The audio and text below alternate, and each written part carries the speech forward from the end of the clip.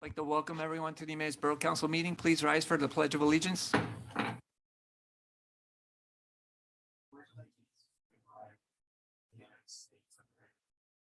the republic for which it stands, one nation, under God, indivisible.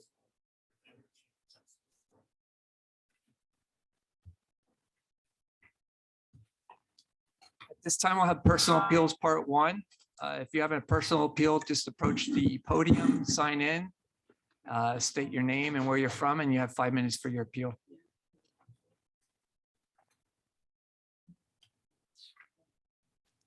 My name is Grant Nunn. 943 Broad Street, What's your last name, Grant? Nunn, N-U-N-N, And your address for it again? 943 Broad Street. Thank you. 6 years running, I've had 5 floods in my basement. I'm not talking about that much water. I'm talking about stepping off the bottom step of my basement steps. That much water. This much. This much. Now, there's 4 reasons for it that I've been working out. One is PP&L. When they ran the new line up the side of the mountain, they clear cut it, which anybody knows. When you clear cut something and the water comes down off of 5th Street Mountain, it just floods down there. Furnace Dam can't handle it. It could. Second problem, the borough never addressed all the other macadam being put in. If you put a bigger pipe rather than a 24-inch pipe that's running through there, it might carry away some more of the water. Third problem, third person, would be Air Products. Dumping who knows how much soil, might I add, without a permit. I saw him doing it. I contacted Jim Farnsworth, he's not here anymore, and he went down and he shut him down. Now, supposedly, EPA and the DEP are involved with it now, so they haven't done anything else, but what they did is they filled in the whole floodplain. So when the water does come down there, it has nowhere to go. I have a low piece of property. The water backfills into my yard, right down into my basement. And the fourth problem is there's a fence. I'd say maybe 20 years ago, the borough put it up. It was some kind, I don't know. You, Frank, you might know, you've been around borough council that long, or the borough, you're the only one I recognize anymore. Put a fence up, some kind of deal with whoever owned the place then, the big foundry down on Broad Street. But what that fence does, there's a nice little patch of woods there, and there's a little small stream there that's actually the runoff from Furnace Dam. Right. But what that fence does is builds up a dam. And either the fence has to go or something has to be fixed. Is it the fence by the well? Yeah, I'm Yeah. trying to. I'm picture picturing, that. we have a well there and we have to have a fence around it. That's what No, I'm picturing. no. It's Is that not- the, is that, No, the well sits, the little brick building. Yeah. At the corner of 10th and Broad. That's right in front of my house. Okay. There's no fence around that. I don't know if there's a well in that area where you have fenced in. Who's the other guy who's retiring February 4th? John Dyschala, Yes, he's our public works director. he cut out some of the fence and put rebar in there. Now, it does help for a small rain to get the water to go through there. But the biggest problem is there's too much water coming down off the hill and all the macadam. And my biggest fear now is with the old Rodale building, you know, what's going to happen with all that? I can't keep having floods. And try getting flood insurance once your basement has already been flooded. Now, the previous owner of my house said she might have gotten an inch or two of rain after a good 5-6 inch rain. For 6 years now, I've been getting hammered. 3 times I've lost 2 oil burners and 3 gas hot water heaters. You know, something has to be fixed. And it's not gonna be a cheap fix.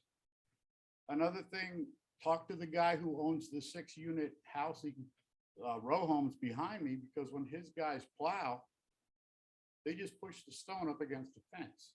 There's another dam, and that's where the water, the water comes down off of his drive, hits that, where's it gonna go? It's already flooding back. 20 years ago when I bought the house, basement was dry. My electricity bill was cheaper because I didn't have to run a dehumidifier all the time. I mean, I just now finished getting all the garbage out of my basement. And I don't think it's fair as a taxpaying person that I could see all the problems. And I used to talk to, I always call him Surfer Dude, John guy who's retiring in February. Public Works Yeah, Director. I used to talk to him about it, and he really never did nothing. He put the holes in the fence, but that doesn't solve anything. All right, Mr. Nunn, we have a Public Works Committee meeting this Wednesday at 4 o'clock in the afternoon. We'll discuss it then and see if there's anything that we can do to help. And in the meantime, hopefully people on the committee can maybe check out the property and see what's going Well, on. I think I need to get, no matter what, I think the engineer needs to probably get involved. Mr. Nunn, the fence. Do you think if that fence was removed, that would solve how much of your problem? Not all of it. Not all of it, right? I mean, so No. the fence isn't the only issue. No, there no, for no. sure. I mean, back when we first moved there, my kids played in there. They had their bicycle. I mean, some of you might remember me from the EXA when my kids were this big. I mean, now they're all in their 30s and they can drive wherever they need to go. They're still all involved with riding and everything, but it was clear. And the water that would come down, say it comes down 10th Street, it hooks around on the Broad. There's one drain, but it totally misses that drain until it hits where the creeks are, and there's a big wide drain there.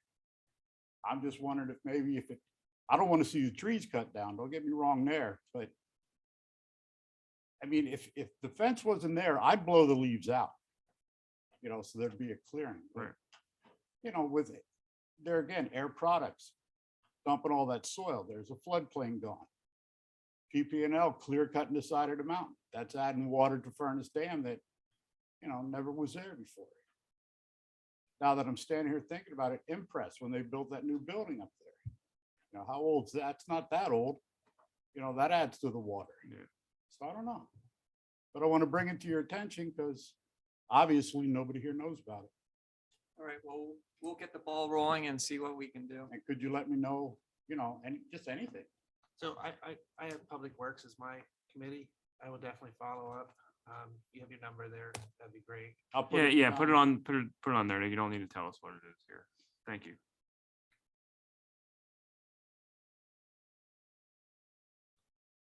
Thank you. Hey, thanks for listening.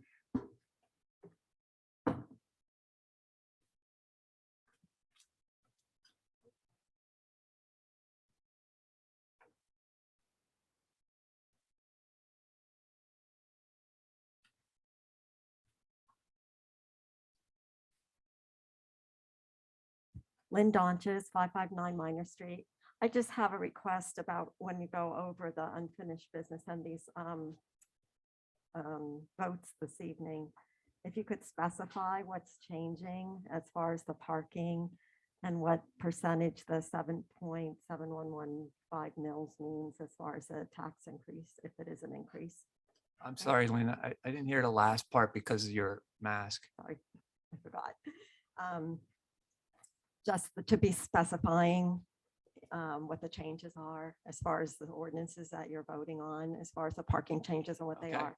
And then what the 7.7115 mils The increases means on as far the, as an increase. on the rates, okay. Yeah. Thanks. You're welcome. Hi, Mark Ruth, 3935 Main Road West, Emmaus. I had wrote a letter to council about the parking on North Third Street. I'm asking if they could reconsider adding, I own the property at 23 to 29 North Third. And my tenants are continuously getting parking tickets now. They can't even park in front of the property anymore. I'm asking if they could consider removing the 2-hour parking in front of my building on North Third Street. Thank you. As- That is going before. Okay, That- so That piece of it. Mr. Ruth, that is going to be referred to the Public Safety Committee and they're aware of that situation. So they're going to discuss it at their committee, which is, when is your next meeting? 13th at 9:15 a.m. The 13th at 9:15. Yes, That is a Monday. I'll be happy to give you my number afterwards. If you'd like. You can contact me directly. I'm chair of that committee. Any other public appeals?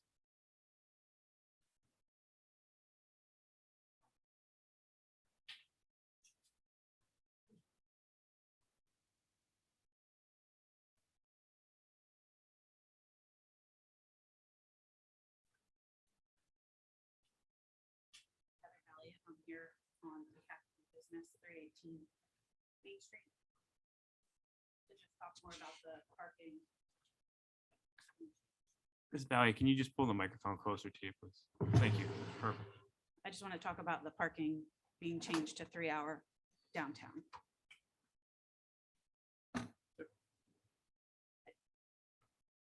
not good for most of our small businesses downtown.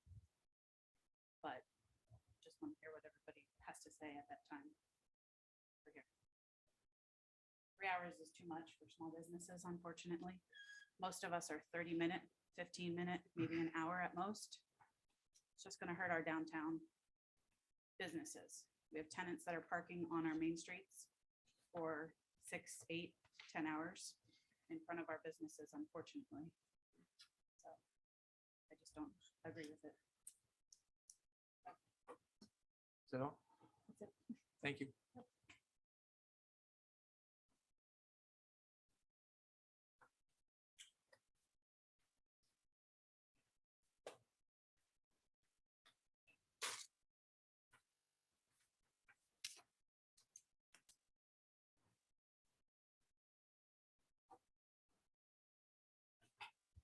Tyler Long, 322 Main Street. The Emmaus Run In. I operate the local small business there. And I also want to oppose the 3-hour parking limits on our main street. We have a lot of elderly customers that shop at our store who rely on the spots in front of our store.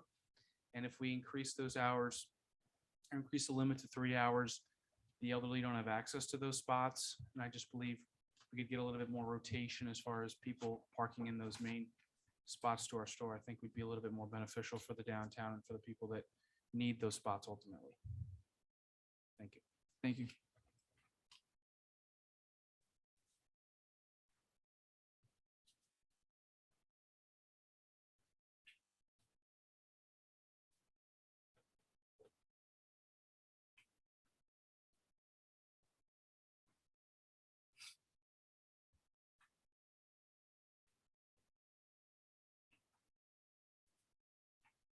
That pen died, so my information's only half on there, but my name is Jacqueline Bassett. I'm Can a you, business owner can you at please? It's hard to, yes, thank you. Jacqueline Bassett, 348 Main Street. I own FD Market. We are a retail store, and I also oppose the 3-hour parking limits downtown. We have a lot of turnover, people run in. We're doing a lot of curbside pickup still, and that's going to greatly impact the parking spaces available for customers. I know that there's proposed 30-minute parking on the side of the triangle facing our store, which will be great for our business and like the neighboring food businesses. But I think having the triangle split 30 minutes and 3 hours on the other side is a logistical nightmare. I think people will be very confused. So we're also opposed to changing the limit. I think that things are fine as they are, and increasing to 3 hours on the other side of the triangle again is going to encourage tenants to stay there even longer in the morning. We're already having issues with tenants not moving their cars and kind of I think they've kind of caught on to the pattern of ticketing as well. And so they know what days they can stay there longer, and it's causing issues for us as a retail business. Thank you, Ms. Bassett. Any other public appeals?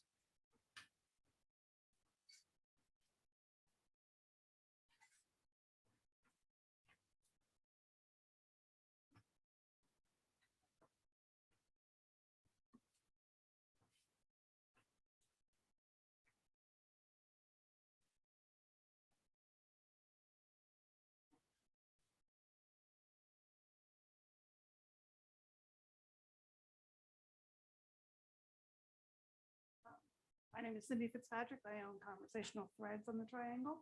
And I would like to say that I'm in favor of the proposed 3-hour change.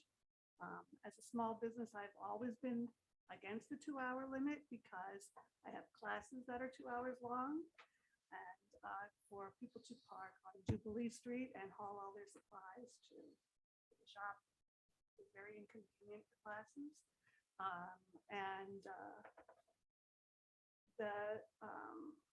Many customers come to me from out of town, even out of state, and they don't want to be worried about having to move their car because, you know, they travel the long distance.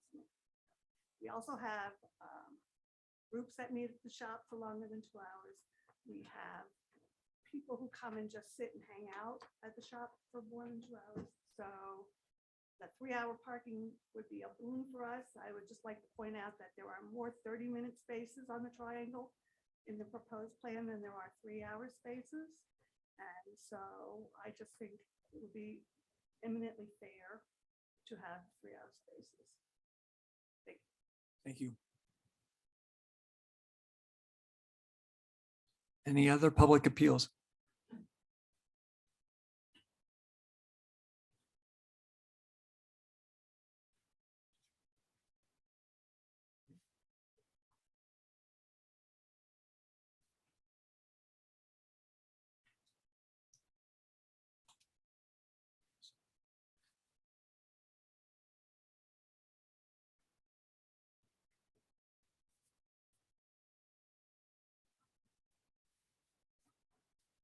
My name is Harold Zentner and I represent David's Electric, at 314 Main Street. I believe 3-hour parking is going to hurt our business. I mean, I can't speak for everybody, but us in particular, 2 hours is plenty. An hour would be even better. I typically drive down Main Street on my way to work slightly before 9 o'clock, and I see cars sitting out front. I go in, I'm doing my business.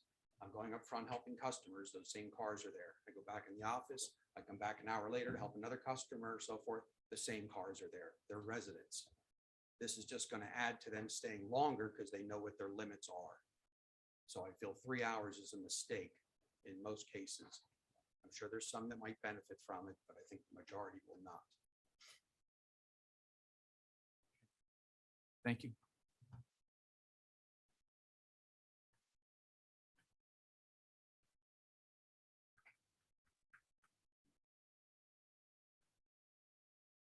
Good evening. Good evening.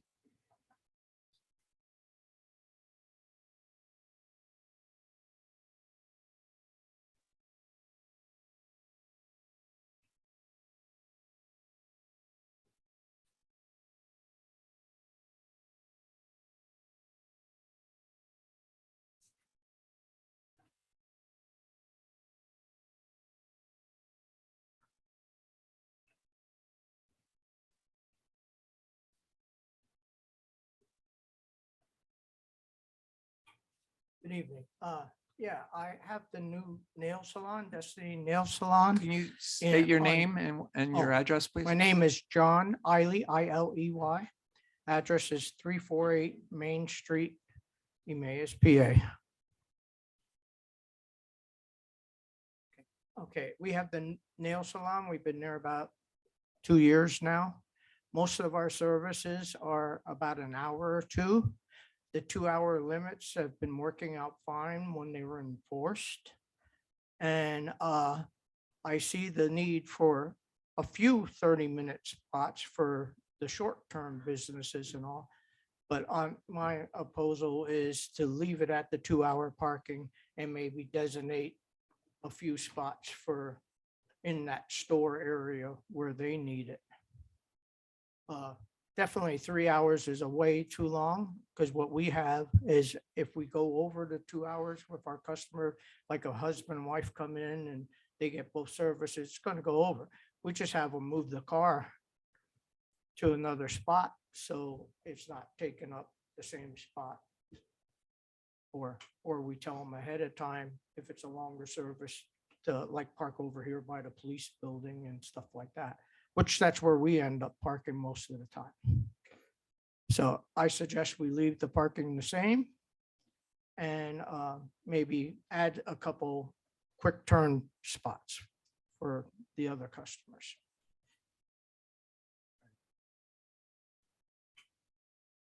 Thank you.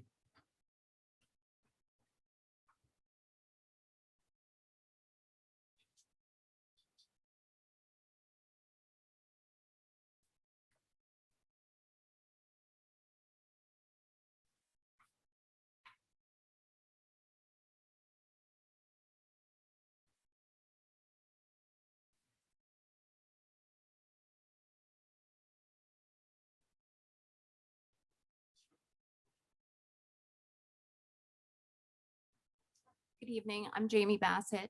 I have multiple businesses on Main Street, and the 2-hour parking is for us works pretty well most of the time. I have one business that we do longer meetings, but it really hasn't been a problem for my clients. Our other businesses, we do need that quick turnover. So a 3-hour parking spot is kind of detrimental to those other two businesses. Just like everyone else said, there's residents who, you know, will park there all day long, or they'll come out and they'll slide their car over a spot, or they'll slide it 2 spots, or they'll just leave it there all day long and get a ticket. So I think that the 2-hour parking works pretty well. Like the woman from Conversational Threads said, and I know that there are a couple other businesses that do have longer meetings, things like that for their clients. I don't know if I could propose like a validation system that businesses for that, you know, could do for their clients for that. If there's like a placard that, you know, each business gets one for something that they could stick in the window. But so many of the businesses on Main Street are restaurants, food service, things like that, where people are pulling up, they're running in, they're picking up, you know, just their food or something like that. So 3 hours is a really long time to sit and wait for, you know, cars to move, and then, you know, someone to come by and possibly give them a ticket doesn't mean that they're going to move their vehicle. It could be there for another 6 hours or 2 days. So I'm, you know, proposing just to leave everything as is for now. Thank you. Any other appeals? I'd like to address you again. That was one of the things in my letter about the permit parking for residents, that they don't keep getting tickets. If they could come to the police station and maybe show that that's where they live, to be able to park in front and not get a ticket. But the number of tickets my tenants are receiving is ridiculous. I mean, it's almost at the point of harassment, how many tickets they're getting. I just drove by there today. 17 empty parking spaces, not a one car on 3rd Street. There are no businesses on 3rd Street anymore. There's the home goods store, which has their own parking lot. The borough left all these houses turn into apartments and didn't address the parking situation. That's what I'm trying to make my point here. There are no businesses on North 3rd Street. The hairdresser closed up, that became apartments. Rob's Doggy became apartments. So North 3rd is all residents. They're asking me to park in front of other people's houses, which is just going to make another problem. So if there could be a way to issue permits for the people who actually live right there, to not be able to get so many tickets, that I'm just trying to make that point. Thank you. Any other public comments from anyone here? We still have our Zoom guest, Shane will unmute our Zoom guests. If anyone has a personal appeal that's on Zoom, please state your name and your address and your appeal. And if you can, please turn on your video. And now would be the time to do it if somebody would like to make an appeal. Good evening. This is Ashley with Main Street Partners. I'm feeling under the weather, so I'm not going to turn my video on. Sorry. I wanted to report back on Old Fashioned Christmas from this past weekend. We had really great attendance, a lot of dynamic aspects to the event. I wanted to thank Borough Council for their support in closing 4th Street again to allow for more space. I think we saw one of the best attendances we've had in the past. I just wanted to say thank you to everyone for your support. Looking forward to next year. We heard great report back from businesses who were on the Cheers Trail and even others who were not, that they had really great attendance and foot traffic. So all in all, I just wanted to report on a really great event. Thank you. Thank you, Ashley. Does anyone else on Zoom have a public appeal to make?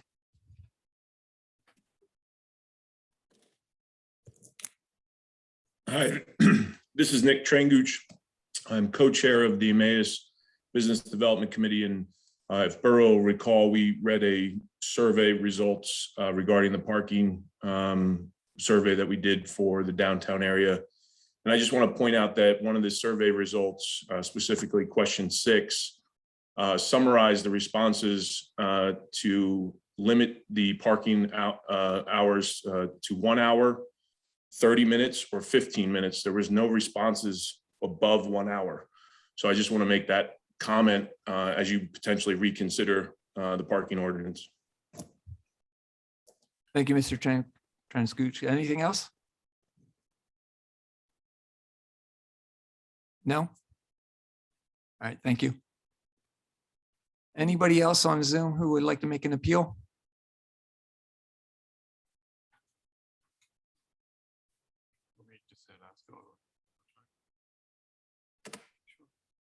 All right, so is there anyone on Zoom who would like to make an appeal yet? If so, just speak up and state your name and where you're from. All right, hearing none, we'll give Shane a moment to remute them. Which leads us to community minute. Does anyone have anything to bring forward for a community minute? We got a report from Ashley on the Old Fashioned Christmas lighting. Does anybody else want to add anything? Roy? Sure. Just for everyone that's a basketball fan, the EHS boys and girls teams are starting their basketball season. I do know they're selling season passes. They're open for business, and I'm sure could use the community support for their games. Thank you. Friday night at Southern Lehigh, I'll be there. I know you're one. All right, anybody else for a community minute? Hearing none, we have a special presentations tonight. State Representative Mylou McKenzie. Yes, I'm State Representative Mylou McKenzie here from the 131st District. And thank you, Mayor Gilbert and Council for allowing me to come this evening. As you all probably know, my main office is here in Emmaus out at 1245D Chestnut Street across from the Weiss Market. And my office manager, Ken Novitsky, is here with me tonight. So we're always open and willing to hear from the citizens of Emmaus. We happen to love Emmaus. I call it our hallmark town. Your holiday things are just exceptional, and I really enjoy participating. So we're here to help you with any state-related problems that anyone may have with PennDOT or unemployment. I also offer veteran services the last Wednesday of every month. So everyone and anyone is welcome to drop in and say hello. I might be in Harrisburg, but Ken will always be there. So thank you very much. Thank you. Excuse me. We have no decisions on bids, which leads us to communications. We received a letter of resignation from Brent Stringfellow. We have minutes to approve. Oh, the minutes. I missed the minutes. Sorry. We have the November 15th, 2021 meeting minutes to approve. Would somebody like to make a motion to approve those minutes? Councilman Balliet, seconded by Councilwoman Baumgartner. Any discussion or corrections or? All right, all those in favor say aye. Aye. Those opposed say no. There are 7 ayes. Which leads us to this communications now. Brent Stringfellow sent a letter of resignation for the Planning Commission effective January 15th. He'll be moving down to Houston for bigger and better things. So we wish him the best of luck. He was a very welcome contributor to our commission. And Yeah, shame. he helped transform what the planning commission does and is able to do. Mr. Stringfellow is an architect who brought a different mindset to the commission. He also served as our representative on the Southwest Comp Plan, as well as the Southwest Comp Plan Committee. He will be greatly missed by the community. I think he was very active in a lot of other areas in the community. But, we wish him the best of luck in his career move. It's a big move for him. Now we have to search for a new planning commission member, and hopefully we can find somebody that has a similar skill set that he has. Thank you. We received a letter from Faith Presbyterian requesting to use the Triangle Park for a Christmas Eve candle light service. This is a recurring event, so I'll just refer that to staff. We received a letter from Mark Ruth concerning the parking in regards to the renters on 3rd Street. We also received a letter from Dan Hendricks concerning the parking ordinance. And we also received a letter from Don Riley, letter of resignation as a part-time firefighter, but he would still like to remain as a volunteer firefighter. Yeah, I'd just like to comment on that. Sure. So Don has been with the borough for many years. He was an officer in the department for some time years ago. He has sat on the Volunteer Firemen's Relief Board. Don has raised a son who has become a lieutenant in our department. He has been with our department for many years, and he will be greatly missed. He contributed a lot. Obviously, he has some life changes as he's getting older and has different priorities. But we are glad to see that he does want to remain as a volunteer in the department. We will sorely miss him, as we appreciate everything he's done for us. Thank you. Does anyone else have a letter of communication to bring forward that you received? All right, hearing none. There's no borough engineers report, solicitors report. No report. Thank you. Which leads us to unfinished business part 1. We have 4 ordinances. We had our first reading on all 4 of those ordinances November 15th, and our second reading will be tonight. First ordinance is Ordinance 1216, an ordinance of the Borough of Emmaus and Lehigh County, Pennsylvania, amending Chapter 15, subsection 403 of the codified ordinances, removing parking prohibited at all times from for parts of the west side of 7th Street within the Borough of Emmaus. Would somebody like to make a motion to approve Ordinance 1216? Councilman Hart, second. Councilman Dufresne, any discussion? This is a roll call vote. Councilwoman McManaman. Aye. Councilwoman Baumgartner. Aye. Councilman Anders. Aye. Councilman Balliet. Aye. Councilman Hart. Aye. Councilman Dufresne. Aye. Councilman Ladenburg. Aye. There are 7 ayes. Ordinance 1217 is an ordinance of the Borough of Emmaus, Lehigh County, Pennsylvania, amending Chapter 15, subsection 406 of the codified ordinances, removing parking time limited in certain locations, certain days and hours at 31 North 3rd Street within the Borough of Emmaus.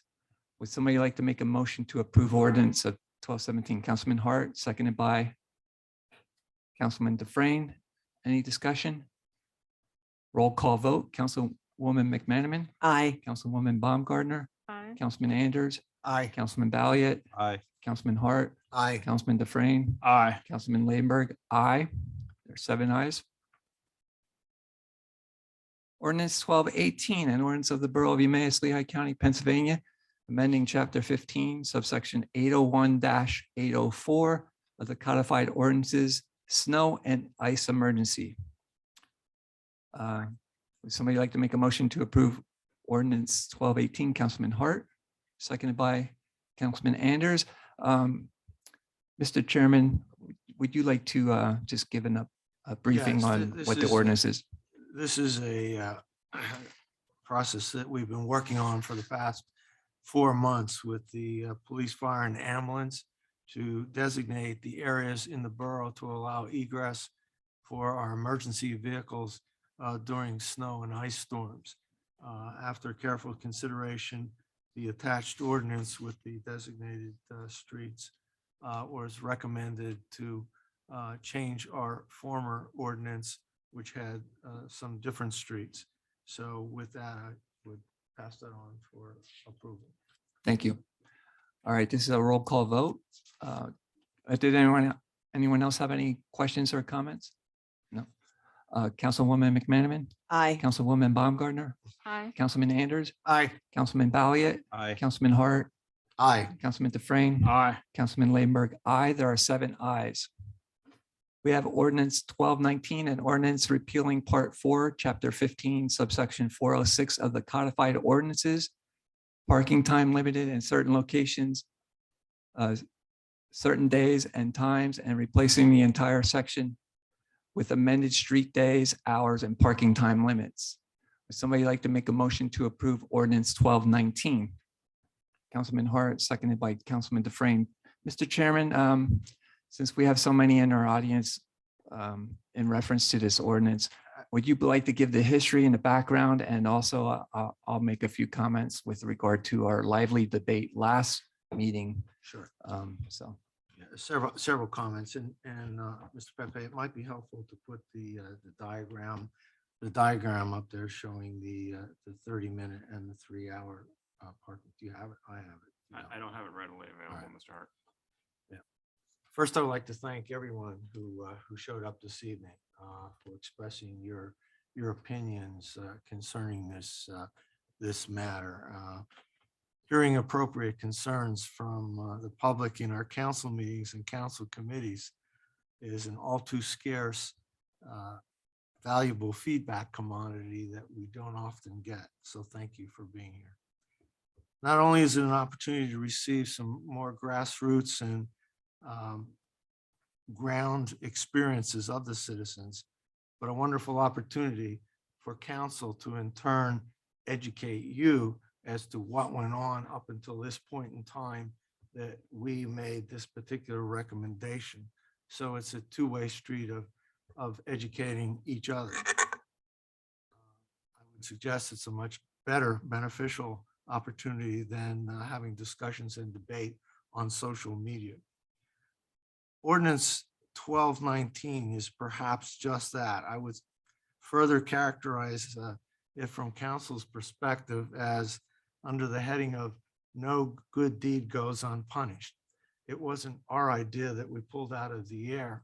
This came as a result of many complaints that we received from businesses downtown and other citizens. Parking more than any other issue has been the #1 complaint from business owners in the downtown area. After receiving numerous written and verbal complaints, it was discussed at 8 different council committee meetings beginning in March of this year. The 2 committees handling this issue were the Community Relations Planning and Development Committee, chaired by Mrs. McManaman, and my committee, the Public Safety Committee that I chair. Mrs. McManaman engaged the Business Development Committee of Emmaus Main Street Partners to assist in feedback. This resulted in a successful response to a June survey from over 46 of the merchants from the downtown. In the meantime, the police department hired a parking control officer and began ticketing parking offenders. This resulted in a surprising number of tickets being given to certain businesses rather than shoppers. The survey, from my perspective, resulted in a trimodal merchant-specific bias many in favor of more than 30-minute designated parking, and 56% indicated adequate parking. And finally, a desired increase over the current 2-hour parking by a number of particular merchants. While somewhat inconclusive in agreement, we had the police talk to many of the merchants. What they came away with was in their received feedback was more 30-minute parking spaces and all other 3-hour parking. It's from the police walking around talking to you. The Public Safety Committee, based on that recommendation, unanimously recommended this change to council. Before we vote, I would remind everyone that our primary customer for parking is the citizenry coming to the downtown to shop and do business. Lastly, I would point out that ordinances are not made in stone. They don't exist forever. If we do something and it needs to be changed, we can change the ordinance as we often do, in particular for the parking ordinances, which we make changes to all the time, principally over disabled parking issues. I believe we should try this for a year to see what happens. I heard a lot of comment about 3 hours. 3 hours doesn't equal 3 hours necessarily.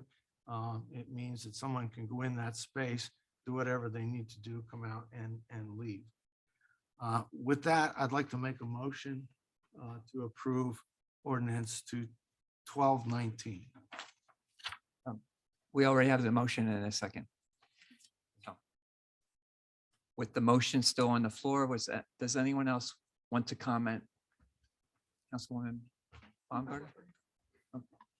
Who? Go ahead. Go ahead. Okay. So I don't think Mr. Hart said, and if he did, I apologize. The process has been 7 to 8 months in play here. And, you know, I've lived here since 1978. I welcome every one of you to send me a video when the park is full. I've given a lot of people the opportunity. I'll give you my cell phone numbers and just send it. I understand that right in front of your business, it might be full. I can't control where my guests park, but I can control where my employees park, and I can control where my tenants park. We have a tenant and employee parking issue downtown. I walk the streets, I drive the streets. Other than when the farmer's market's downtown, obviously, we have full parking, but that was planned. So if we see the proof, I will gladly change my vote. Gladly. I've lived here since 1978. We don't have a parking issue. Talk to some of the bigger landlords. I exclude you from this comment, so don't take offense to this. Talk to some of the bigger landlords and work with them and get their tenants out of your business parking spots. Have professional conversations and work together. And talk to your employees and have them park. Our employees at our business don't like to walk either, but we make them, and we have terminated employees who don't do what they're asked.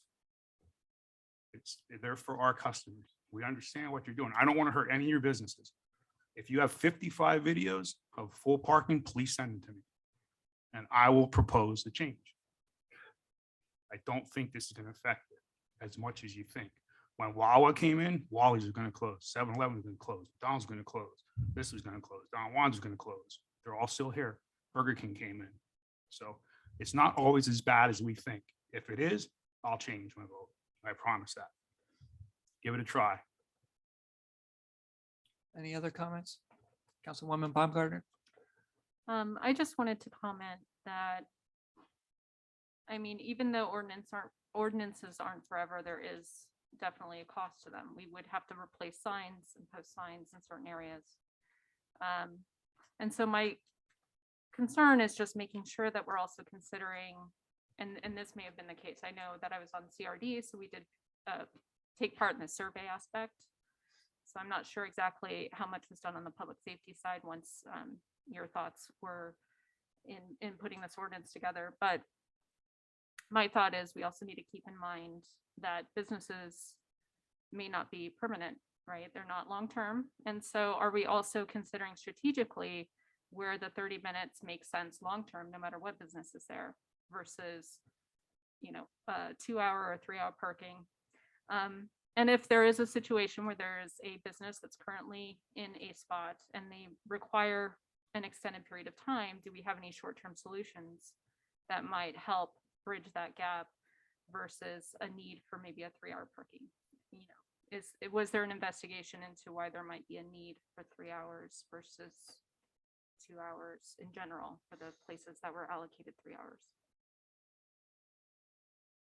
Answer to all your questions is yes. Okay. And there had been accommodations made for certain situations where the business required parking for greater than 2 hours. The 30-minute parking was feedback that the police had from talking to the merchants and their opinion as to where the best utilization and designation of that parking should be. And to your last question about, considerations of a special thing, absolutely. Take something into consideration.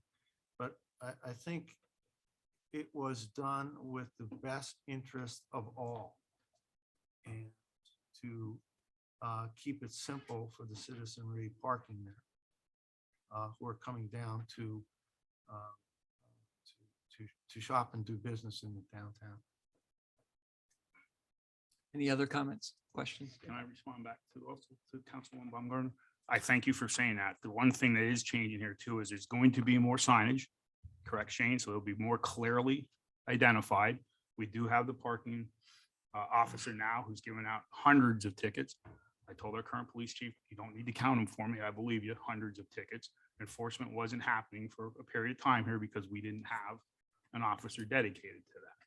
So that's on us. We fixed that a little while ago here. So, there's some things that are going to be different here, and you've seen some, we've heard some, because your tenants are getting tickets and stuff that probably didn't happen 2 years ago. So more enforcement and, the signage is going to be there. And Councilwoman Baumgartner, I think long-term, what I'd really like to see in Emmaus is people park and shop at not just his business or their business, but at 6 businesses in Emmaus. And I think this supports that. Councilman Bowie. I think you guys missed everything when Mr. Nick Trangooch spoke. He's the fellow that went around and surveyed all of the businesses, and he said most businesses need 15 minutes to 1 hour. Never once did 3-hour parking ever come up in a conversation. All I'm asking you to do is table this, gain a little bit more, compromise, do some stuff. I understand that it's gone through a bunch of committee meetings, all of that. Go back to Ms. Baumgartner. It probably would be about $7,000 to $8,000 in sign costs from what I'm getting from Shane to do that. So I'm with you. I would like to see if we're going to do it right. A lot of those small businesses that you spoke of that said supported the 3-hour actually really don't support the 3-hour. And you also brought up the fact, Chris, of hundreds of tickets being written, and to me that just shows that people are abusing the 2-hour parking. And to me, making it 3-hour parking, you don't. It's not the way that it happens. People need to move their cars. It's not. We shouldn't change it so people get less tickets. I really do believe that our downtown has a parking issue, and I would just ask for your consideration to table this, gain a little bit more information now that it actually has a little bit of momentum behind it, and actually listen to the business owners. You have pretty much half of downtown out here saying that they don't like it, and this is these are the people, these are the businesses that pay taxes. These are the people that bring people into town to the other businesses, which we all want. We all do events together. We cross market, we do things. And I would just ask for your consideration to table this. And let's look at this at a more serious way. Mr. President. Anybody else? Councilman Anderson. So 3 hour, the question came up. Did that come from the part of the police survey? Just to clarify, Mr. Bally asked where it came from. From my understanding, that came from a recommendation strictly from the police department, not any business. That's what I'm It asking. came from the police. Yeah, so the police department said, make it 3 hour. It would be Not- a lot No, more. not necessarily true. No, no. No.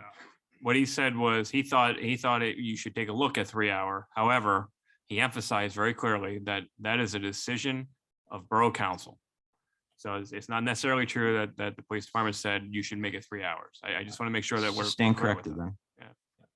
Councilwoman So McManaman. part of that, though, Mr. Pepe, is that they thought that the number of complaints would be drastically reduced if we went to 3 hour And if parking. we would raise the speed So- limit to 75 on 78, But I'm people just- wouldn't get tickets for I'm doing just over commenting on 65. Chad, please wait for your turn. On what Mr. Pepe said. And then it does bear repeating. We did not get to this decision lightly. We have talked about this for 7 months, for 8 months. We have talked to business owners directly, and we pretty much, as you can tell, we have a different opinion depending on who you're talking to and what time of year you're talking to them as well. I don't disagree. I am one that sits on both committees, so I straddle CRD with the survey. I straddle public safety with the conversations with the police department. I do not think it would harm anything to table this for one more meeting of public safety. I do not know that it would change anything. We're still getting what we're getting back, but at least it would give us the option to just settle for a little bit. If other complaints or if other comments come in, we can also revisit, as we've talked before in public safety, about a permitting. Just delve into that a little bit further. I am not saying that this is not going to pass or it's going to pass. I can't imagine that things are going to change. I think we deserve to give our merchants the respect of just not voting on this evening. Councilman Anderson. So I would, though, to Chris's point, ask everyone out there, whether you have a business or you have people renting from you, that you talk to those individuals or yourselves and you look at, am I staying in the spot too long? Am I holding that spot? Am I getting tickets from the parking authority person because I'm taking up the spots that I want open for my customers? Because if that is the case, then it's partially, as Chris said, it's on partially you as well. I'm not against what Mrs. McManaman had said to have further discussion on it. But if we do that, and during that time period, I would ask you each to hold yourselves and your personnel accountable the same way that you want us to be accountable for this ordinance. Thank you. Any other comments or questions?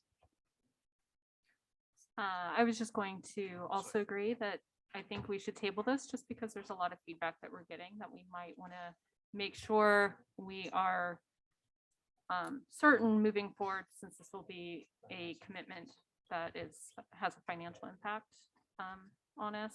And so we can consider all feedback we've gotten. I also just wanted to underscore that this was done thoughtfully and was really considering all businesses. And we took a lot of time to get feedback, and now we're getting more feedback. And I just think it's helpful to table it for further discussion. At the committee level. A point of order, please. I've heard table Well, mentioned 6 We'll times. get there. I still didn't get to speak yet either. But I will bring that, I will But a bring the table- table. But I've heard table twice. The tabling motion stops all discussion. Right, but I want to, Actually, so the solicitor will weigh in on exactly what the procedure. so I was gonna bring that up, but I didn't get to speak yet. And I will bring it up so that everyone will be informed from the solicitor, proper procedure for tabling it so that we're on the same page.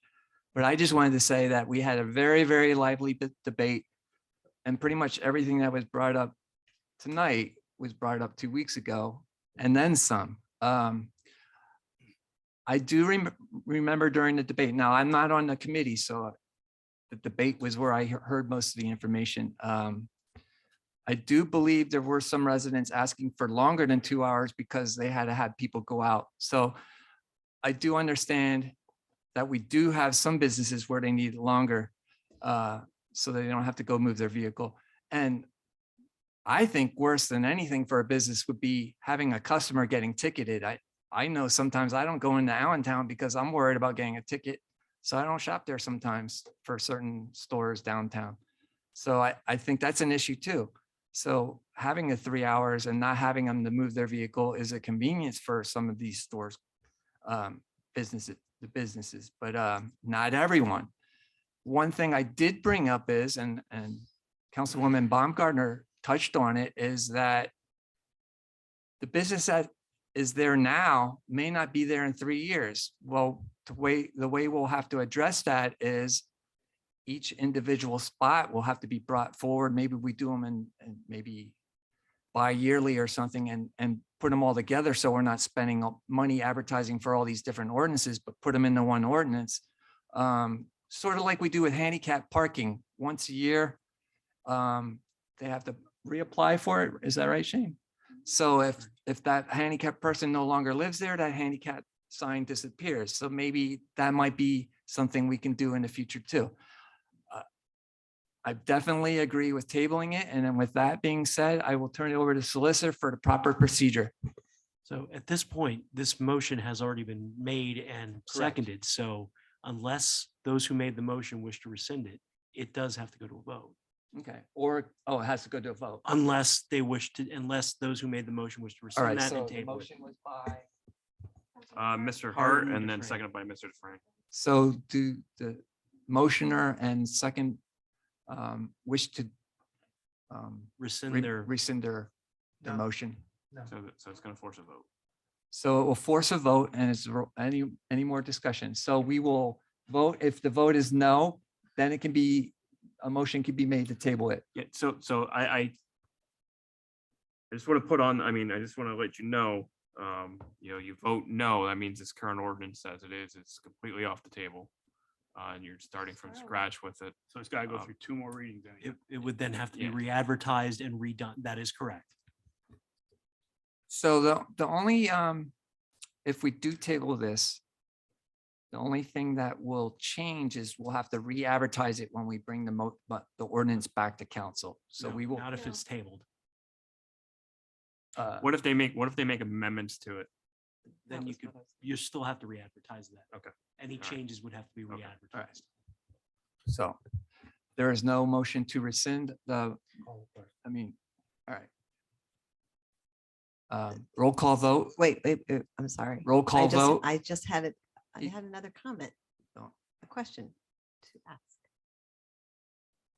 If we pass this, then amendments, we can actually take that back to public safety and case by case and or revisit this. Just, we have the ability to make changes. Yeah, the only thing that I would ask you all, from a taxpayer standpoint and a logistical standpoint of my staff wasting their time, is that you get it right the first time. By all accounts, try to get it right the first time. Trying to piecemeal it afterwards to pass something or to vote something down and then come back and do this and do that is going to be a waste of money. Because we have to post, if you adopt it today, we have to go post the signage. And then if you turn around a month from now and change it, we have to repost the signage. So I would just suggest that as you're looking at that, don't think of it as this isn't like flippy floppy. Like if you're making the motion to vote for it, you're committing to trying this out and moving forward with it. I mean, that's what you need to try to commit to, not, well, you know what, I changed my mind 2 weeks from now, so I'm gonna bring up a new ordinance and change it all again. That's the only thing that I would simply ask you is think about that when you're making, when you're making your decision. That doesn't mean that, you don't go down the road and change things. You change them as you need to, but if you're thinking like, okay, well, we'll pass it to get it through tonight, and then we'll make changes in January. Don't do that. That doesn't make sense at all. If you're thinking, you know what, we're going to adopt it tonight, and then a year from now, we're going to reevaluate. Okay, that makes more sense. If you're thinking, okay, we're not going to adopt it tonight because we want to reevaluate it, that makes just as much sense. That's completely up to each one of you. But I would just ask that you don't look at it as, let's adopt it and then make a change a month from now because, well, we can. So that's the only thing that I would ask from you. Mr. Solicitor. I believe in the past, when we had a motion on the floor, it's been brought up to table it while the motion was on the floor. Are you saying procedurally, we cannot do that? Theoretically, because this has been brought up, for a motion. It's already put to a vote unless you would have to supersede it with another motion. Okay, So it is now before the council. A vote all right. has to So be with had. that being said, if we, I just want to explain the situation. You can speak when I'm finished. I just want everyone to understand. So if we vote no to this, it will go back to the drawing board. Everything, the slate will be clean and the changes can be made, but we'll have to re-advertise it, but we'll be doing it the correct way then, with more input from the business community. Right. And if you table it and then you made changes Excuse me, anyway, I you're take- back to the same I thing. take issue with your characterization of, or do it right. I mean, that's your opinion, Mr. Ladenburg. It is. And I'm sorry you take issue to it, but that's the way I feel. We have, I mean, I counted 10 businesses here, and it doesn't hurt to just slow it down, and now we have more input. But if you guys don't agree, then it's for us to decide, because if you guys disagree, somebody's going to have to make the decision yet. So that's where it's going to come down to eventually. So Would it be better to have a motion to amend? No, it's up for vote. The motion as it is up to vote to adopt it. So either, and if people that made the motion don't want to rescind, then you need to vote on the motion. That's where you are. That's where you are right now. That's the only action you can take, is they can rescind. And if they don't, you vote, right? I mean, Correct. that's where That we is are correct. as far as The what motion council has can been do made and it today, is on the floor. or right now. all right. Second was not, would it die for not having a second if nobody did? I'm just throwing it out Yes, there.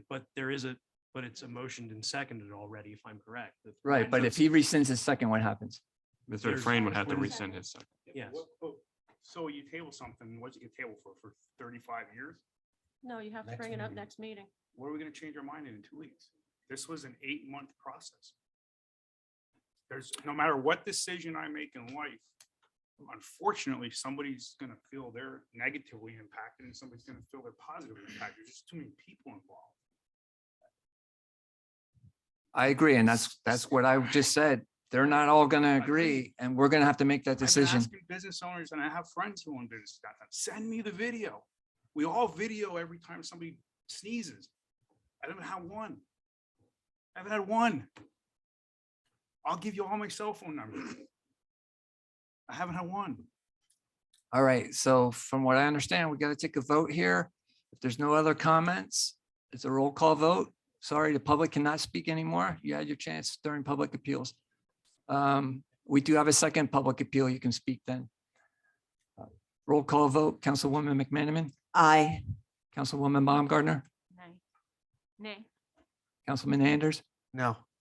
Councilman Balliet, No. Councilman Hart, Aye. Councilman Dufresne, Aye. Councilman Layberg. No, there are 4 no's, 3 ayes. I will send this back to committee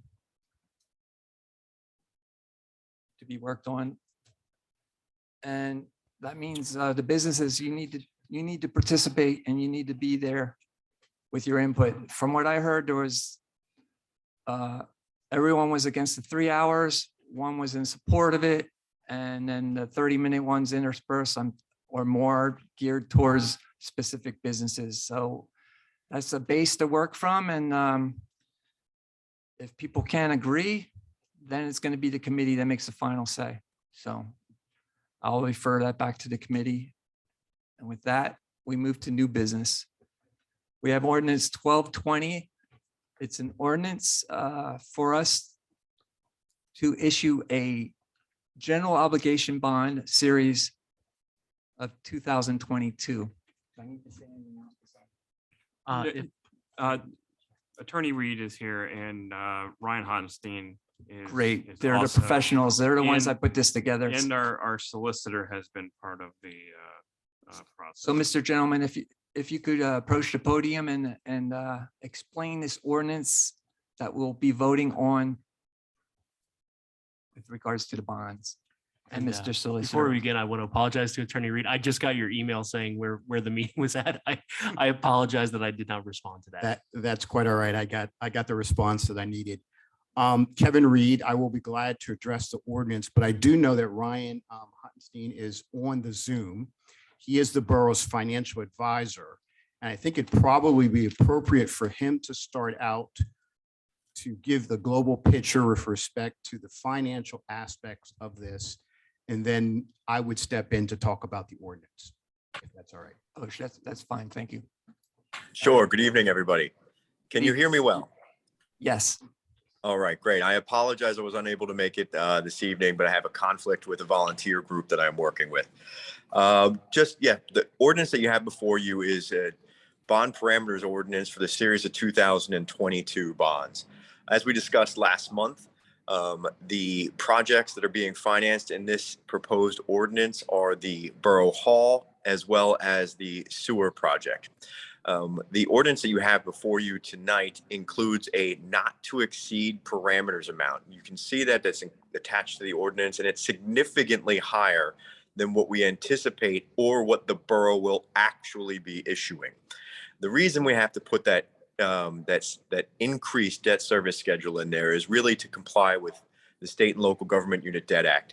And it gives us the flexibility so that when we price bonds, depending on if they're priced at a premium or a discount or the interest rate at the time, we can move maturities around to achieve the best overall pricing structure for the borough. So that number you see in there is significantly higher than what will actually be approved. And second to that is, prior to actually signing that bond purchase agreement, the borough will have the authority and the sign off to say yes or no to incurring that debt again. So tonight is just the approval of the ordinance allowing us to move forward, but you will still have to have someone from the borough approve what is ultimately the sale amounts and the bond interest rates that are locked in at the time of pricing. As far as an update to the council on where markets stand, we have had some movement in the markets over the last month. However, what we've seen has actually been a slight decrease in rates, 3 to 4 basis points. So it really hasn't moved all that much, but a little bit in the favor of the borough. We're currently still estimating and putting this together as level debt service over a period of 30 years, and estimating that the cost on the City Hall project is about $670,000, $675,000, and a 30-year bond on $4 million of sewer project in about $205,000. The one decision that doesn't need to be made tonight, but will need to be made before we actually print the preliminary official statement, which is the offering document that will go out to the market for these bonds, will be that decision on how the borough would like to finance that sewer portion. I did do research and worked with both RUS and Penvest to get a little bit more information. Unfortunately, the borough, due to its size, doesn't qualify for an RUS loan. But you were aware of the Penvest opportunity, and I did speak with them as well. And when we look at doing a Penvest financing, the decision really is going to come down to, does the borough want to do a 20-year maturity, which is really what Penvest would require? They would require a 20-year maturity. Or does the borough want to do the 30-year maturity of a bond issue, which would allow for the payment to be a little bit lower, similar to a mortgage, 15 versus 30 year. Yep, you have a higher payment on the 15, but you pay less interest over time. So that will be a decision that the borough needs to make moving forward. But the ordinance tonight gives us the flexibility to do both projects and for the borough to make that decision in the next month on if they want to do the sewer as part of this, or if they want to do a separate transaction for the sewer and apply for a PennVest loan to see if they get awarded that loan from PennVest. Thank With you. that said, that's a quick overview of where we stand. And I will let Kevin take over on the mechanics and the ordinance before you this evening. Thank you. Thanks, Ryan. So to kind of piggyback on that. So the ordinance is exactly what Ryan said with regards to flexibility in a couple of respects. And we had this discussion at the meeting last month. The ordinance does identify certain capital projects in a very global fashion with regards to the Borough Hall, with regards to sewers, with regards to streets, and other capital projects, recognizing based upon our discussion with council that council wants to have the opportunity to prioritize what would make sense for the borough at that appropriate time. So that's one element of flexibility. The other element of flexibility is in fact what we call a parameters resolution. And that's what parameters ordinance. That's what Ryan was describing as far as the maximum amount being larger than what you're ultimately going to issue. You can issue less, you can't issue more.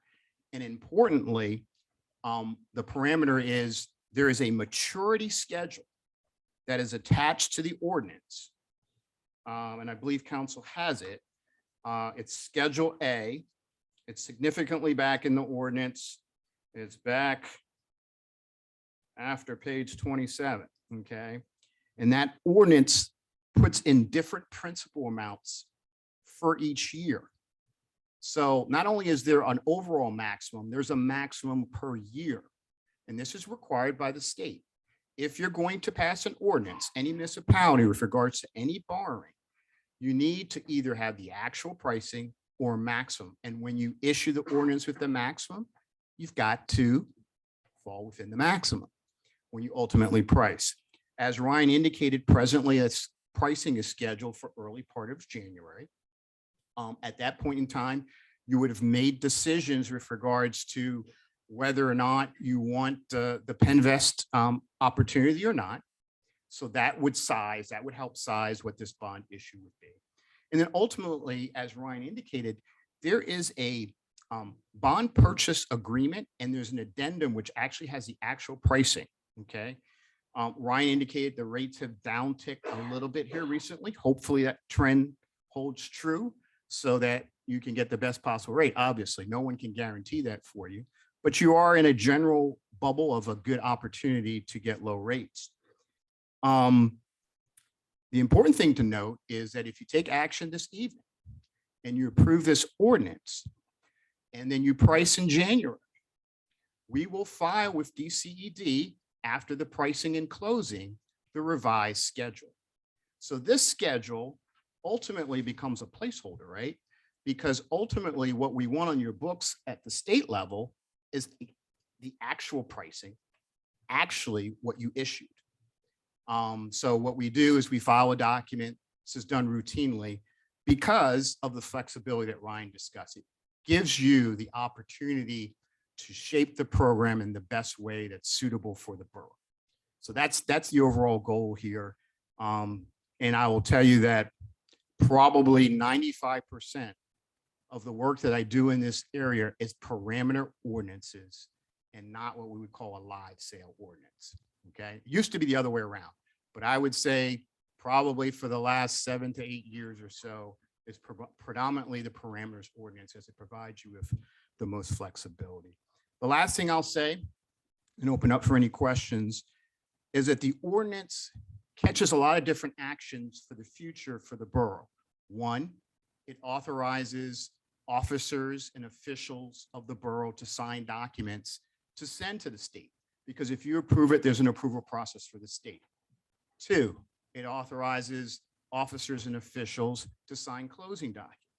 Because if you ultimately price the deal, then there's closing documents like you would imagine in any other type of financing situation. There are investment bankers involved, there are rating agencies, there's all the other parties involved. So there's documents to sign. And I think last time I told you, there is a fair amount of documentation for any transaction of this.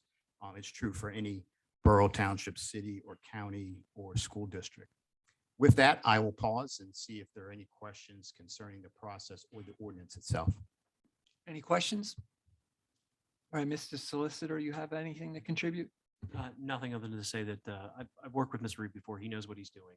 This is.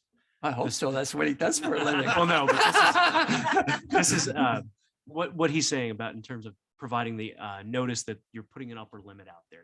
You're not necessarily guaranteeing Right. you're going to borrow that amount. Right. This is a notice because This you is wanna the make sure- max and we can Correct. You take can- half of it if we want. Correct. And you can tailor it to your specific project needs. That is correct.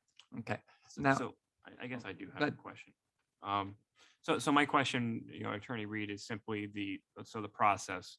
One of you had mentioned about at some point, council's going to need to authorize somebody to sign off, whatever the date is. Is that something council needs to vote on, maybe at their next council meeting? I mean, I'm assuming it's going to be probably the council president. I mean, how's that process look? Yeah, I'll step in with regards to the ordinance, and then Ryan, you can step in with anything with regards to Penvest. So the ordinance itself authorizes the president and secretary to sign any addendum to the bond purchase agreement. There is a bond purchase agreement that I will present this evening to you from Benning and Scattergood, who is the investment bankers, which includes all these broad parameters. The addendum would be the actual pricing document, okay? And that's the document that Ryan indicated. Until you sign that, there is no final deal, okay? The ordinance authorizes the president and the secretary to sign off on that. I imagine, I don't want to speak for council, but I imagine there would be deliberation with regards to the Penvest aspect. I don't know if you want to add anything with regards to Penvest, Ryan. You're You're on muted. mute. Hold on a second.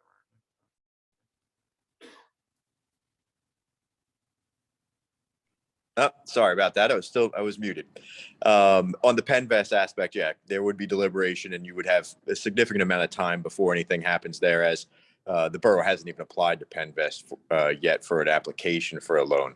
So there would be a lot that takes place on Penvest's side prior to getting to closing, with engineers' reports and all of the legal work that goes in and all of that stuff, and engineers as well. So, but for the purposes of this ordinance, it does identify, as Kevin had mentioned, the signatures on who is authorized to sign the rest of the documents on the borough's behalf.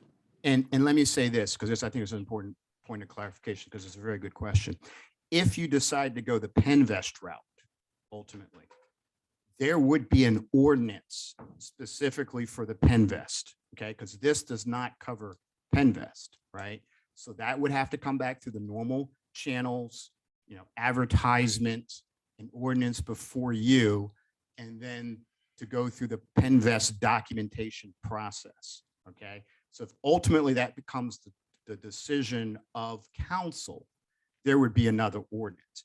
This ordinance would proceed with regards to either one or two aspects. One, you're doing everything by a bond deal, right? So you have all of your projects, including the sewer. Or two, you elect solely to do the non-sewer projects. Once again, you're within that parameters. And then we'd have to come back to you with a Penvest ordinance. So that's, once again, all this, we're talking about flexibility. And the reason is to give you those opportunities that make the best sense for you financially. Councilman DeFrame. So if if we choose to do the Penvest in the future, does that increase the professional fees paid for this, or is this all included in the original professional fees? That's a good question. Ryan, if you want to start off by talking about this transaction and then Penvest, and then I will also speak as to them first as well. Yeah, as soon as you mute yourself, you're locked out. Yeah, I realized that after I muted myself the second time. I was like, oh, I locked myself out. To answer the councilman's question, yes, if we were to do the sewer and the and the general fund project right now, all under this ordinance. All of the professional fees are included. And yes, that is something that you may want to consider. And the fact that the financial advisory fee is only one time, the legal fees are only one time. Whereas, as Kevin was mentioning, if you decide, no, we want to move forward with Penvest on the sewer in the future, yes, there will be a second transaction completely. As Kevin mentioned, there'll be another ordinance. You would go through this process again, except it would be with Penvest as the loaning agent. And in that case, then you would have additional fees that you would pay for legal services, financial advisory. Those at that time would be wrapped up into the cost of the Penvest loan and included in that. Just like the cost of issuance right now are included in the bond issue, Penvest costs are typically included in the loan as well. And Ryan, I don't want to put you in too much trouble here, but would it be fair to say that when you would do an analysis for the borough, yes, that they could do a comparison of, okay, here's the rate that we're receiving for Penvest. Here are the costs of issuance with Penvest, right? Yep. Here are the cost of issuance with the traditional bond deal. So they can make an educated decision that, well, wait a minute, the cost of issuance are too high to really effectuate the benefit of the Penvest rate, or vice versa. That's where I'm going here. Yep. Thank you, Attorney Reed, because that's exactly what I was going to ask you, and you just brought it up. So yeah, we won't know until you present those numbers to us, basically. Right, and I can certainly provide that information. That's not a problem. Really, the biggest issue is going to be, because from the cost of capital standpoint, Penvest is going to be cheapest, with the interest rate being as low as it is. I think right now for you, it's about 1.75. The issue is going to be that 20-year maturity is about a $230,000 a year nut, as opposed to the 30-year maturity being about $205,000 a year. But when you look at the total overall interest cost, principal and interest on a 20-year for $4 million is about 4.7 versus 6.04. So, I mean, there's a significant amount of interest rate savings that would certainly offset the cost of the professional fees. I can break that out for you in detail and get that and provide that to you at your next meeting. It's really going to be the matter of what do you want to pay on an annual basis. That's going to be the most important decision-making point for the borough. Ryan, does your business have a online coupon for 10% off anywhere? Just wondering. Don't, but we could figure something out. Okay. All right, so I'm looking at procedures here. So we have the ordinance 1220, but I'm looking under item details and I see parameters, bond purchase agreement. Is that something separate? I think Mr. Reed can answer that. Certainly. The ordinance covers all of those actions, Okay. including signing the bond purchase agreement. I have a folder here this evening that I will give to your borough manager that ultimately will need to be signed and sent back to my office. And I have instructions on how that's to be accomplished. And of course, always feel free to call me. Okay. I think Mr. Bowie had something. Do either of these options, if we would decide to go Penvest over a 30-year bond, do any of them have a prepayment penalty? Good question. So Ryan, why don't you first start Yeah. talking about the bond deal with regards to any call dates, which are optional redemption, which talks about prepayment. That's a little bit different than you have with a traditional bank loan, number one. And then Penvest is also different. So Ryan, won't you start? Yeah, sure. So on the bond issue, given the size of this, we're going over $10 million. So this would be a non-bank qualified bond issue. And typically when we get over $10 million, the call date is going to be a minimum of really 7 to 8 years. We're pricing this at an 8-year call, which would mean that you can't refund these for 8 years. So for the next 8 years, the rates will be locked in. The entire time the rates will be locked in. But for the next 8 years, you can't refund these on a current refunding basis. You could advance refund them, but you would have to escrow all payments to that call date. So it really, from a cost-effective standpoint, it really is in effect almost non-callable. I mean, you can do it, but it will cost you something to redeem those bonds or refund those bonds. So let me interrupt you right there on the Yeah, first go ahead. piece so that we answer the question. So under that scenario, your prepayment, there's no penalty, but you're waiting 8 years until you can start to prepay the maturities after that. Okay, so that's the first part. Now Penvest. Yeah, Penvest is typically able to be refunded at any time with the consent of Penvest. So Penvest will say, hey, yeah, you can refund these. They just want to provide their consent that, yes, you're refunding that, you're refinancing them. There's also there's a little bit of an X factor with Penvest that we would need to consider. And of course, you don't know, but you have to apply for the loan. But there is an opportunity that there's grant money out there available through Penvest. But they would decide after you fill out. I mean, it's the weirdest way to ever do financing or grants. But you'd fill out the loan application, and then if they have grant money available, they could fund a great deal of it. Fountain Hill, for example, just landed a major grant through Penvest when they applied for their loan. I vote for that. But they had no idea that they were, they had no idea it was coming though. So you can't count on it. So again, 1.75-ish, I understand it's 20 years versus 30. So obviously you're going to pay a little more a year with that. You're not going to prepay a 1.75% interest rate loan. I mean, let's be honest here. Very difficult to get a lower rate. Correct. You're not going to prepay that. So to me, I understand. I'm not arguing with you, but you're not going to prepay that. So at 1.75, if we have any opportunity at all to get a grant with it, I honestly don't know why we wouldn't. It's probably a no-brainer, right? I think we do owe it to at least look at the numbers side by I think we side. have to, right? But I think it's probably a no-brainer. I think Ryan probably recognizes that. It's a little bit more work, of course. Oh, yeah. They're But- getting paid for the work. Yeah. Yeah, I'm okay with that. Finance guy, of course he's okay with it. All right, so at this point, does anyone else have any questions? If not, we'll move on with voting on the ordinance. Hearing none, would somebody like to make a motion to approve ordinance 1220? Councilman Dufresne, seconded by Councilman Hart. Any more discussion? It's a roll call vote. Councilwoman McManaman. Aye. Councilwoman Baumgartner. Aye. Councilman Anders. Aye. Councilman Balliet. Aye. Councilman Hart. Aye. Councilman Dufresne. Aye. Councilman Labenberg. Aye. There are 7 ayes. Thank you, Thank you. Attorney Reed and Ryan. Thank you very much. Thank you very much. I appreciate it. Okay.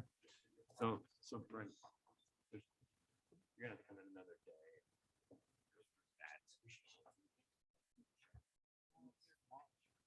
Well, see it 427.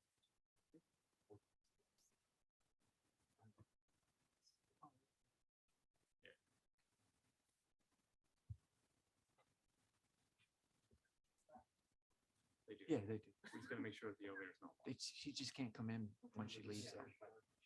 She can go. Can we just recess just for a second? We're gonna take a brief recess at 8:28. The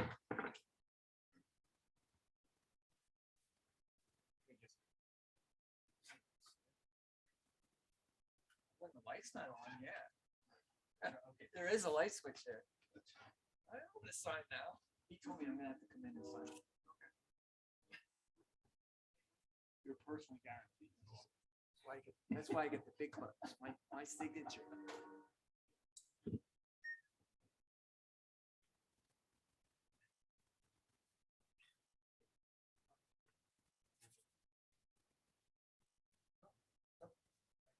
Drive safe, watch for the deer.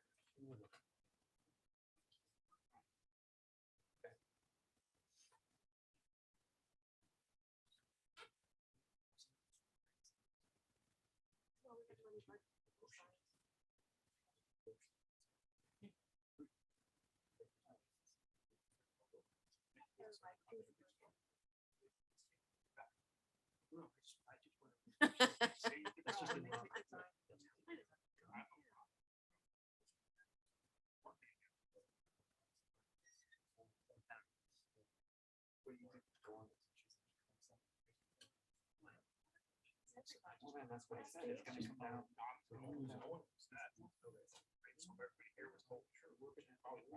the last thing to say about that.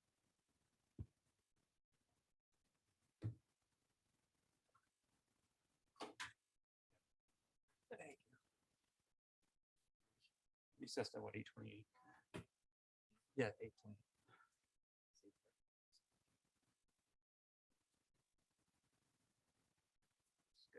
Hit record. We're still recording. Oh, still recording. Let's go back All right, we're reconvening at 8:31. We have ordinance for under new business. Ordinance 1221, an ordinance levying taxes for the fiscal year 2020 for the Borough of Emmaus at the rate of 7.7115 mils pursuant to section 1310 of the Borough Code of the Commonwealth of Pennsylvania, and a revenue neutral levy based on the 2013 county tax reassessment split between the general tax fund of 6.3154 mils and a fire fund tax of 1.3961 mils. Would somebody like to make a motion to approve ordinance 1221? Councilman Anders, is there a second? Councilman Dufresne, any discussion on the ordinance to increase taxes? You just want me to briefly? Sure. So the general fund tax does not change. Under this, the fire fund tax will increase by 0.3 mils, which is just over 4% of the overall tax assessment. The average house increase would be between $40 and $50 per year would be the tax increase. Thank you. Anybody else have any comments? It's do we have a motion yet? Do we have a motion in a second? You do. Okay, roll call vote. Councilwoman McManaman, Aye. Councilwoman Baumgartner, She was pointing out the year, the fiscal year says 2020.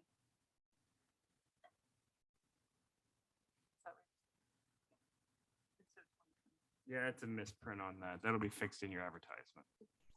It's for 2022. Aye. all right. Was someone, who made the motion? We'll adjust the motion in a second. Who? I did. You made the motion? Correct. You, I think John seconded. you changed the year on the ordinance? Oh, it was Chris. Chris, I'm sorry, I knew it was over there. All right, so they amended it to.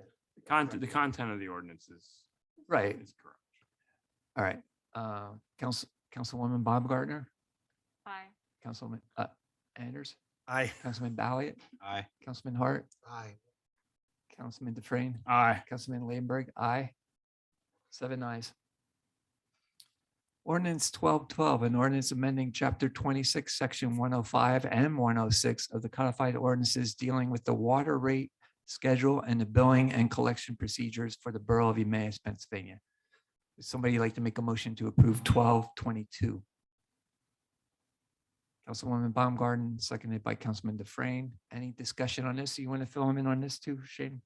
Yeah.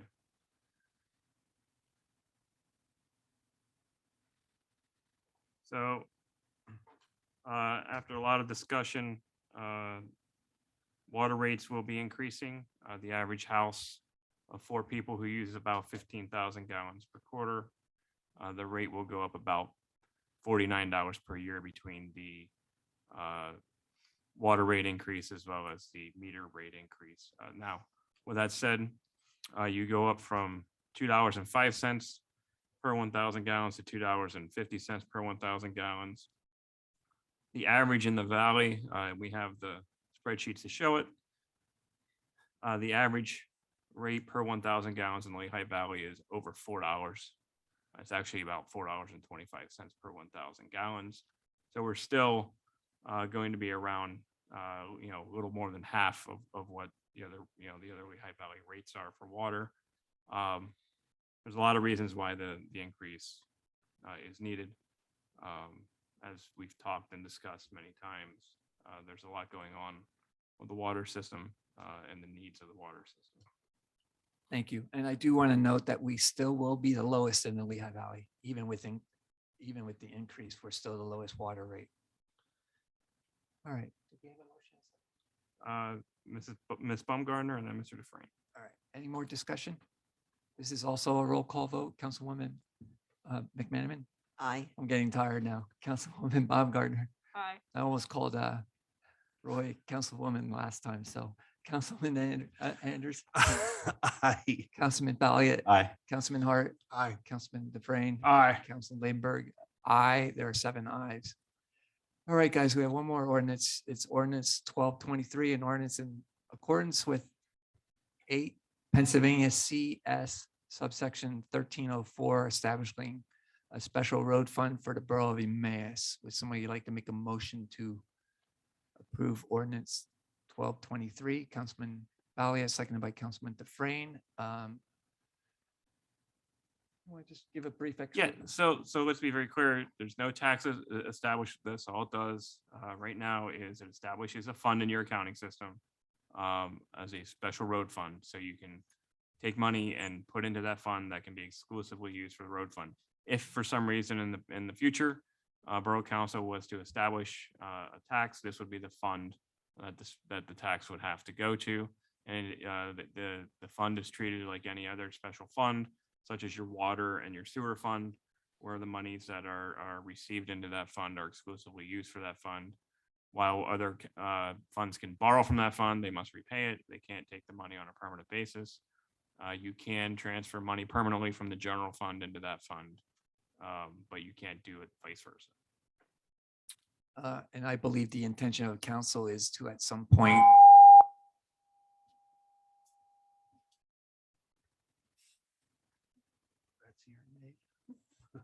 at some point, would like to address this street situation and increase spending on road repairs and replacement. So with that being said, roll call vote. Councilwoman McManaman. Aye. Councilwoman Baumgartner. Aye. Councilman Anders. Aye. Councilman Balliet. Aye. Councilman Hart. Aye. Councilman Dufresne. Aye. Councilman Ladenburg. Aye. There are 7 ayes. That finishes new business. Unfinished business part 2. We have nothing. Items not on the agenda. Does anybody have an item to bring forward? Hearing none. Mayor's report. Thank you. I don't really have a report this evening, but I would like to say thank you to our police officers during No Shave November and December. We raised $1,500 this year for Christmas. So we will be figuring out what we're going to do and how many families we'll be able to help. Does that mean they're all shaved now? No. And if 50% or more of the officers sign up to do it, I will extend it through January. So that will give us a head start for next Christmas. Nice. So, yeah, so I want to thank them. I'm very proud of the fact that we raised that amount of money. It's a nice thing. And how many families will we help? It's hard to say at this point. We're You did batting 2 around last a year? No, last year 3? it was 4. 4? I wanna say Nice. 4. So we're batting around some ideas. So we'll see what we actually come up with. But I want to thank them for their generosity. It's definitely a great cause. Progress. Thank you. Committee reports. We have Public Works Committee Chairman Anders. Yes, thank you, Mr. President. This evening, we have one item for official action, and that is to hire a Public Works Director. As you may recall, we have held 3 rounds of interviews for the Public Works Director. The first round being held by Shane and our current Public Works Director and our Assistant Manager. And then our second one with our committee. And then this evening, full council was able to interview the candidate. The candidate that we have chosen, his name is Stan Rugis, and he is a current Public Works Director and Environmental Divisional Manager for the city of Reading, PA. He comes here with a wealth of knowledge and skill set that will help us go forward with our Public Works Department. So with that, I would like to make the motion based off of a salary of $105,000, $2,000 of moving expenses, and 3 weeks vacation with a start date of December 29th. Motion by Councilman Anders. Is there a second? Councilwoman McManaman, any discussion? All those in favor say aye. Aye. Aye. Those opposed say no. There are 7 ayes. Thank God I was in a roll call vote. Our next meeting is Wednesday at 4 PM via Zoom. And with that, I'll report progress. Thank you. Health, Sanitation, and Codes Committee Chairman Balliet. Thank you, Mr. President. We have one item for action tonight, and it is Resolution 2021-44, and it is for a sewage facility planning module for the property located at 118 North Second Street, owned by Saucon Construction LLC. I would like to make a motion to approve it. They have met all the requirements from the PADEP. All right, there's a motion by Councilman Balliet. Is there a second? Councilwoman McManaman? Any more discussion? All those in favor say aye. Those opposed say no. There are 7 ayes. And I know you're tired. When nobody raises their We hand. gotta, we gotta get through.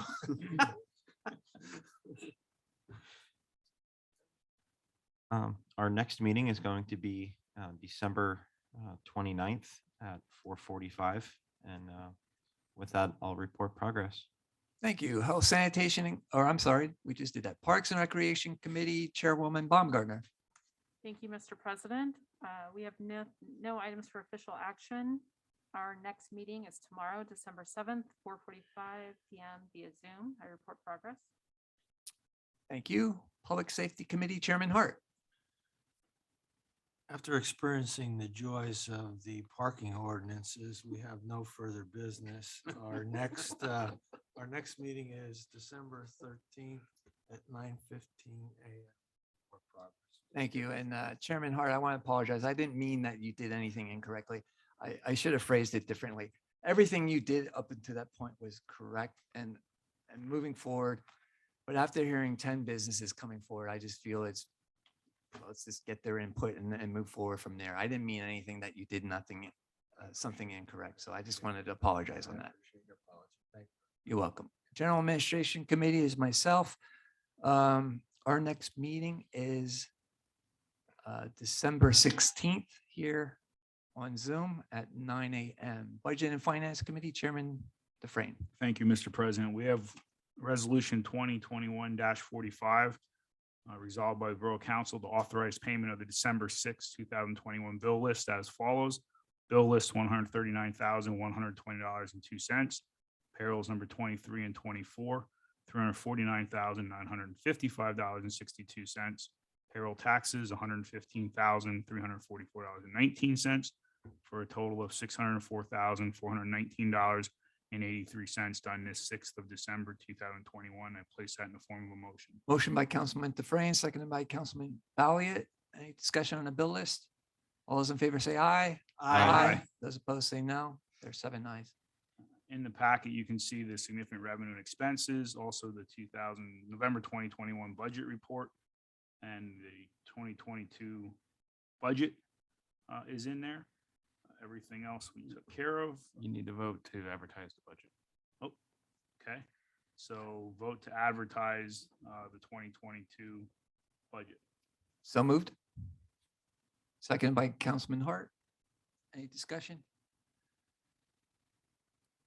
I think we're all tired. We don't need to say how many hours we put in on doing this. It's the same thing every year. So with that being said, all those in favor say aye. Those opposed say no. There are 7 ayes. We don't need to do anything with water, Shane, right? So they're done. No, that was already, yeah, that was already done. Okay, and nothing else with the street fund. You just need to create the ordinance, right? Correct. Okay, then unless there's any questions, it's progress, and our next meeting is December 16th at 11 a.m. via Zoom. Thank you. Community Relations Planning and Development Committee Chairwoman McManaman. Thank you, Mr. President. We have one item for official action tonight. I'd like to make a motion to appoint Mr. Wayne Lawler to the Emmaus Arts Commission with a term ending February 1st of 2022. Motion by Councilwoman McManaman. Is there a second? Councilwoman Baumgartner. Any more discussion? All those in favor say aye. Those opposed, there are 7 ayes. I'm so sorry.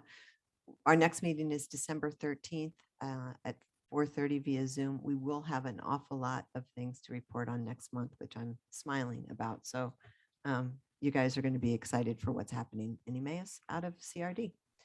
So I report progress. Thank you.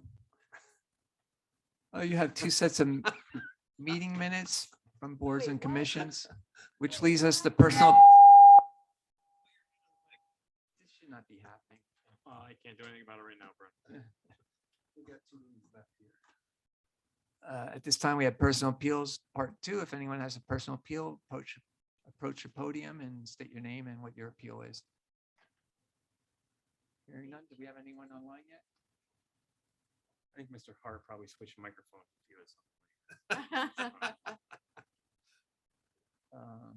So I asked him to unmute. So if anyone on our Zoom would like to make a public appeal, now would be the time. Hearing none. After Shane remutes him, it will be Borough Manager's report. So there are numerous items for you. First thing is Craig Deppie has put in a notice of resignation. He's calling it his retirement from the borough. He certainly has put in the years, just not quite old enough to retire. But Mr. Deppie still wants to remain as a part-time employee, but he has chosen another career path, and I'm very excited for him. Just a little bit, just a note on Lieutenant Deppie, especially during the hiatus of having an ambulance chief. Craig has really stepped up for our community and for our department. Craig was he's a borough guy. He lives here. He's raised his kids here. He serves, he served on the PTO. Proud to say that Craig was a member of our department, and I certainly wish him the very best in his new career path that he's taking. And I'm still, I'm happy to still have him as a part-time employee as well. The next thing, while Craig had served his time, this individual had served a lifetime for the borough. Victoria Shadler has finally announced her official retirement date. As everyone's aware, Tori has been in our fire department, in our ambulance department for over 43 years. And it's time for her to retire, and she is actually retired as of December 4th. We wish Tori the very best. Again, this is a lady who, while serving as the secretary, also served as an EMT and also hopped in and drove the fire truck to the fire throughout her career, all in the same day. And you can't ask for somebody that was more dedicated to their job and to our department than what Tori has done for this community. 43 years of service to our borough, most of those years as a volunteer. That can't go unnoticed and underappreciated. So thank her. I personally thank her for everything she's done for our community, for our department. She was a leader in that department when that department needed a leader. When we had transitions of fire chiefs, she was virtually running the show over there. And she will be missed. There's definitely going to be a gap of that institutional knowledge that Tori has that you just can't replace. But, again, congratulations to Tori, and we wish her the very best in retirement. I'm also recommending to you these three individuals have met the requirements to become master firefighters. I want to promote them effective January 1st, 2022. The names are Logan Schwartz, Ryan Crawford, and Noah Carl. I would need a motion to vote on that. Is there a motion to promote these three gentlemen to master firefighter. Councilman Hart, seconded by Councilman Anders. Now you're making me choose? Come on.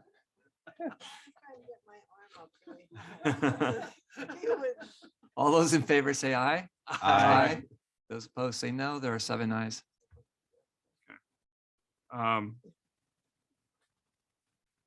last thing I have for you is, as you may or may not be aware, you know, the 29.5 hour rule applies for the Affordable Care Act. However, if an employee signs a waiver and if it's followed very clearly, you know, they can work over the 29.5 hours as long as they have healthcare provided through another source. That is a great help to us, especially within the fire department.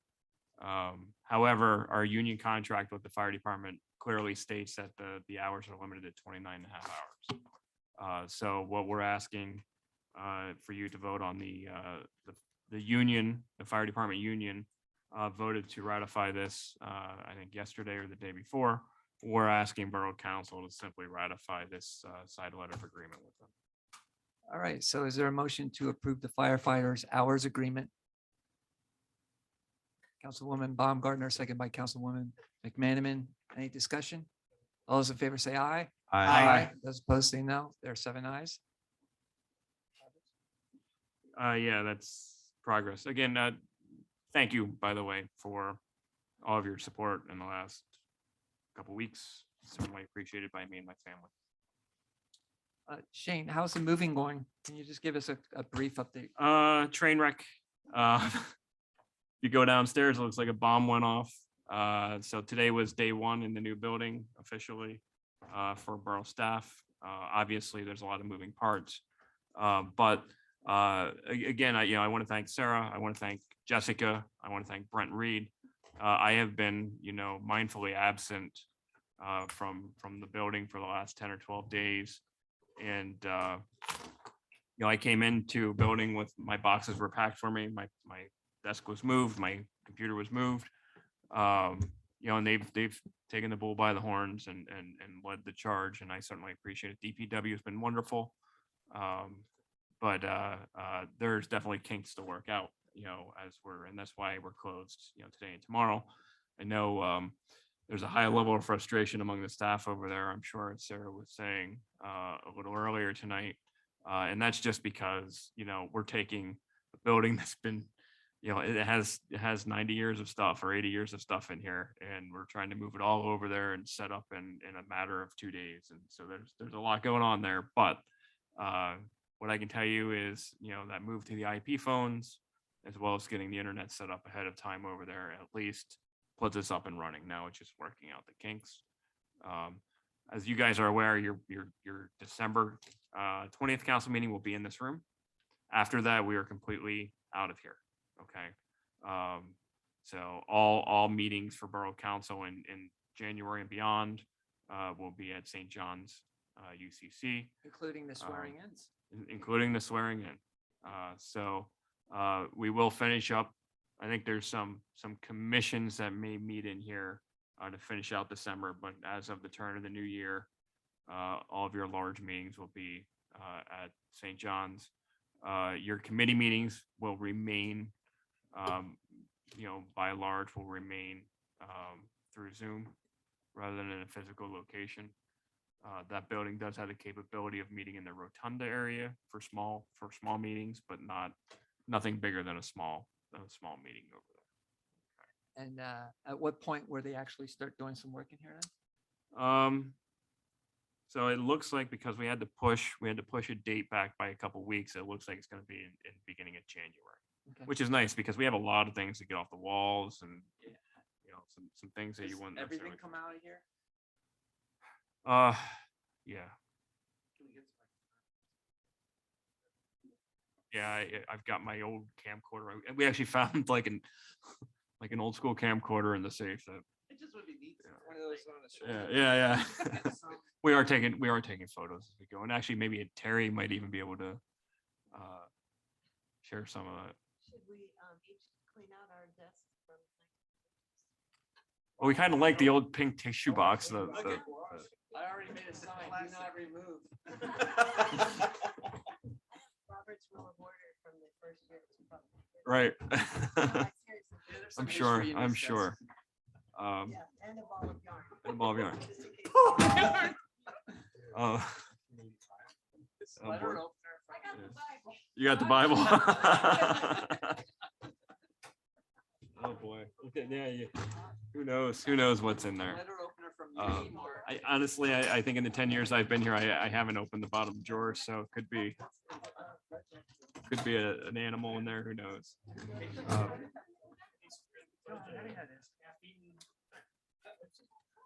So. That's an old flag stand.